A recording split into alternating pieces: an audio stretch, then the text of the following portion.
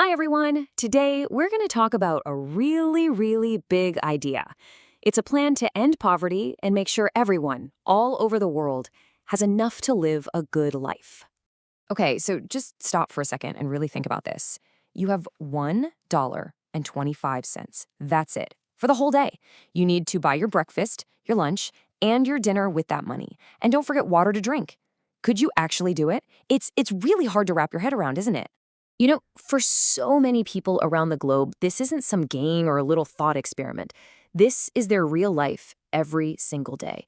And living on less than this amount, well, that's what we call extreme poverty. So let's start right there. Let's take a closer look at what that number, $1.25, really means for a person trying to get through their day. This is basically the world's biggest promise for this goal. By the year 2030, countries from all over have agreed they're going to work together to stop extreme poverty completely. The big idea is to make sure every single person, everywhere, has enough money for the absolute basics, like food. But is being poor just about a number? Is it just about money? Well, it's actually way bigger than that. So let's ask the question, what is real poverty? It turns out that poverty has a lot of different faces. It's not just about the coins in your pocket. And this brings us to another huge part of the plan. We have to understand all the different ways a person can actually be poor. So, for example, poverty can mean you don't have a safe home to go to. It can mean you can't go to school to learn and build a better future. And it can mean that if you get sick, you just can't see a doctor to get help. So the goal is to help people who are struggling with any and all of these things. So if people are dealing with all these different problems, how can the world help? Well, you know what? There's a plan for that too. Let's talk about something called a global safety net. I just love this idea of a safety net. Picture somebody walking on a tightrope way up high. A safety net is right there underneath to catch them if they fall. Well, in real life, this net is help from the government. If someone gets sick and can't work, or maybe they lose their job, this system is there to help them. And a really important part of the whole plan is to make sure every country has a strong safety net to catch people. But okay, what about the really big stuff, like huge natural disasters? Sometimes things happen that are just too big for even a normal safety net. So another part of the plan is helping people stay strong when those big disasters hits. And here's why this is so important. When a giant storm or a massive flood happens, it's almost always the poorest people who get hurt the most. They can lose their homes, their farms, just everything. So another piece of the puzzle is helping people prepare and build stronger communities before a disaster strikes, so they can stay safe. So who's supposed to do all this work? Well, that's the thing. No single country can end poverty all by itself. We absolutely have to work together.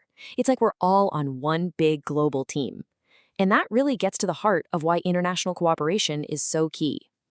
So here's the teamwork plan in a nutshell. Wealthier countries can help out poorer countries by sharing money to build things like new schools and hospitals.